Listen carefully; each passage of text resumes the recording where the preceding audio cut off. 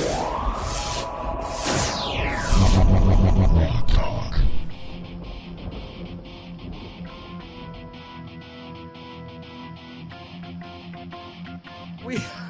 GrokTALK, a production of GrokTALK.com, New Hampshire's leading conservative libertarian blog site, and we are blessed to have the presence of Jeff Chidester.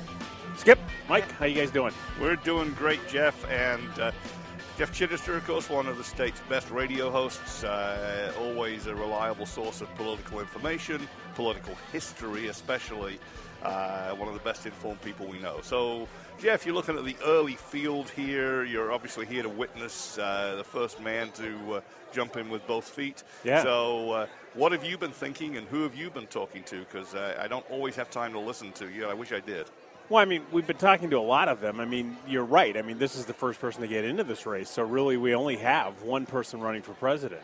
So, I mean, that's been the focus. So him coming back and visiting us so soon after that announcement is it's good for us. It's good to start seeing, serious candidates come out, start looking at who they need for support, and start negotiating that.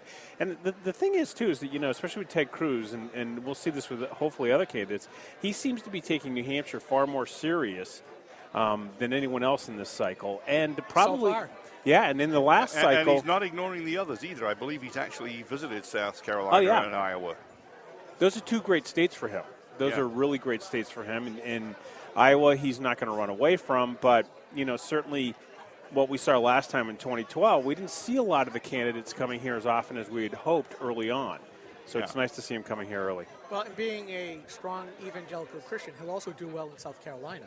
He'll do it. I think that's what people are really holding on to, is that, he'll come out with a respectable showing in Iowa, the caucus, which is just mind-numbing for anyone to try to explain. And then coming to New Hampshire, have another good showing here. Top 5 is really good, especially if the numbers are close as we think they're going to be. And then going to South Carolina and then out into Super Tuesday, which is another pack of states that benefit him really well. I mean, here in New Hampshire, I think we're going to see the lane voting going on the Republican side. And I can't even hear myself. You got your microphone too far away, Skip, that's all. Oh, okay. Not the only reason.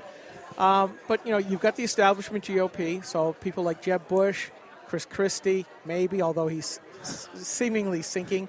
Some people put Scott Walker into that, also with a foot in the conservative or the liberty and freedom part. But we have Marco Rubio. So in that kind of vein with the different lanes, liberty and freedom, in the middle, the establishment, where do you see these people showing up? Well, I mean, clearly Ted Cruz is, I think, probably the strongest pure conservative. And when I say pure conservative, the 3 legs of the stool of conservatism. He's been more pure in that, even back to his days when he was the chief solicitor for Texas. So this is not something new to him. So I think he's gotten into that niche really well. I want to kind of counter one point that you made, though, and you didn't mention Rand Paul. I'm telling you right now. That's because I just ran out of names. I ran out of names. I got to tell you right now, anyone who doesn't think that Rand Paul shouldn't be have his toe or maybe even his nose in the establishment side is wrong. No, he's been making He may move. talk very libertarian type, but all you got to do is look at his hires, and they're establishment people, establishment operatives. All you got to do is look at how the money is being funneled in, and it's establishment type. So I think he's straddling both sides, and as we've seen in the past, more times than not, what you usually end up doing is falling down on the bicycle and hurting places of the body you don't want to hurt. Yeah. Well, another name that I didn't bring up, who is definitely in the establishment camp, would be Peter King. Oh, yeah. Who hates people like us. This ought to be real fun. Yeah, I mean, you wonder because you guys talk about this, how serious that candidate is. Because remember that when people run for president, they don't necessarily run for president. Correct. There are other aspects that they're looking at, whether it be vice president, whether they think they can sit somewhere inside the cabinet, but also, other aspirations. This helps with fundraising, helps with national notoriety for their own seat. So and for sure. Well, we saw that with Tancredo a few cycles ago. Yeah. He basically was a one-issue candidate, which was illegal immigration. Now it's never stopped. It's still, again, here in this cycle, too. But you're exactly right. Who's running for what? Well, and exactly. And Peter King, I think, is all about notoriety. And, he's got about as much chance of being elected as, say, Dennis Kucinich. Well, the thing is, Peter King is a classic example of a politician from New York City. I mean, I'm walking here. He thinks that everyone from New York City has a more important voice in a lot of the things that they're dealing with than they really do. And just like that character in, I'm walking here. So what? And so, he'll make some noise, but I don't think he'll make any intelligent noise. Yeah, and what they don't seem to understand is, and what I wrote last night is, they all put their underwear on the same way as we do. Absolutely.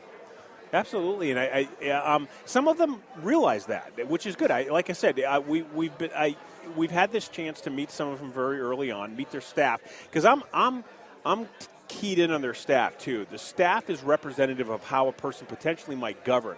And having gone through a disastrous presidential campaign, I can tell you that, at least the staff was a happy staff. But the thing is that you look at how are they overhandling the communication element? Are they restricting the candidate to certain venues? Are they careful about having these one-on-one or maybe even smaller group sessions? And when you start noticing that pattern, you start saying, well, look, the dome has to come down eventually, and I would prefer you let that dome down now so we can see what kind of mistakes they made. And I think that's important.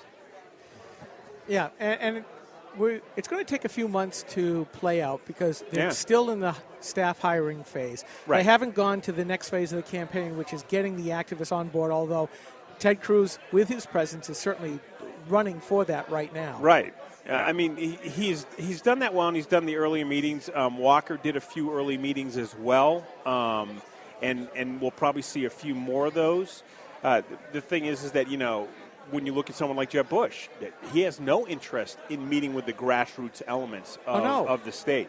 No, he's made it quite clear. No, he doesn't believe he has to win in the primary to win in the general. Well, we have two people here that did that at the top of the ticket of the NHGOP ticket this last time around, and both of them, Scott Brown and Walt Havenstein, were disgusted with the conservatives. In fact, the NHGOP, as you probably read on Granite Rock multiple times, why aren't you updating the NHGOP platform with the duly voted upon updates? Well, that's because they ran counter to the top two candidates. What the candidates are running, and then that brings up. And then they wonder why we hate you back. Yeah, I mean, and I think that's the thing is, and I think that they should be very cautious about the advice they get from some of the voices that they're getting from, and it's fun for us because we get a chance to sit down and talk and chat about that. But any of these candidates that are listening to Jennifer Horn are really have to rethink that path. And even yesterday, yes,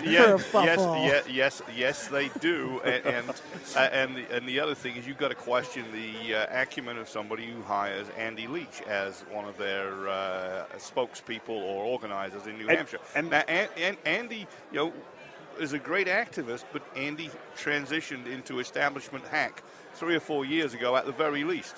And it'll see, and once again, is this because this is the state of commerce for political operatives? You hook yourself up with campaigns no matter where they are and do certain things, and certainly this will be interesting to see how it plays out.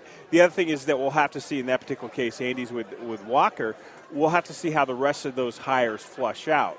Well, I'll tell you, I said, it's fun to watch. Oh, yeah, the campaign musical chairs. I've been watching it since I started blogging. And especially at the lower levels, it's amusing and interesting to see where the lower level folks get to sit because it's a hard scrabble life doing that. Right, and when I was with Bachman, a lot of them work for nothing or peanuts. Right, and that's the thing is, and I don't know, there isn't a lot of work to be done in the campaign. I'll be real honest with you, and so even though their salaries may be peanuts, that's probably overpaid anyway. The other thing is that having worked on the Bachman campaign, one of the things that we tried really hard to do, is get people who are on the lower part of the ladder and start moving them up faster. We felt that there was too much of a logjam at the top. Still is. And there is. And I think that's a big mistake that campaigns are making. I think that if you're going to hire 5 people, one of those 5 inner circle positions should really be a gamble, should be somebody lower down and bring them up. and kind of unseat this logjam that we're seeing. Otherwise, you get the same consultants giving you the All same the time. bad advice every campaign, and that is absolutely happening. Right. People who take the establishment advice are not going to beat the Democrats. Well, absolutely. And, the great thing about not only are we guys in politics, we're also in IT together. Now, and here's a great analogy, and I give this all the time. Imagine you and I being in that IT room in which the person who walks in who has the great new pitch idea has actually failed 5 times previously.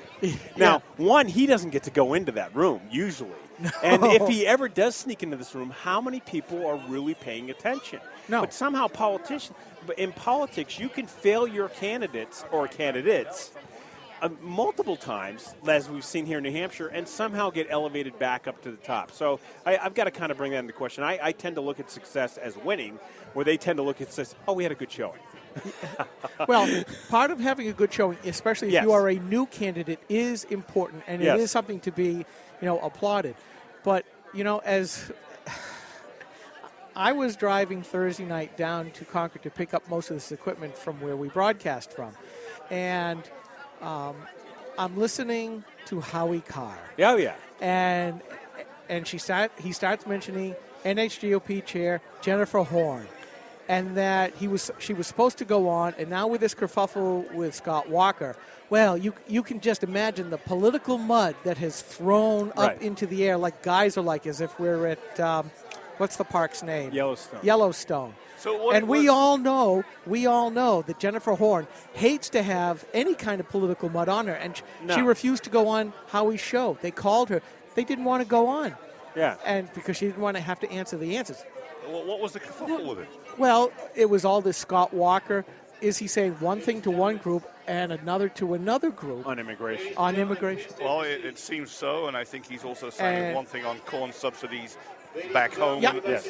And I think that is our time. Jeff, we're going to have to say, come back on another time because we now have to get going on this because they're about ready to start. Perfect, guys. Thanks. Folks, we're going to take a quick break. We are GrokTALK, a production of GraniteGrok.com, New Hampshire's leading conservative blog site. And we are live streaming this event from the Portsmouth Country Club for the Seacoast Republican Women and the Rockingham County Republican Committee. We will be right back.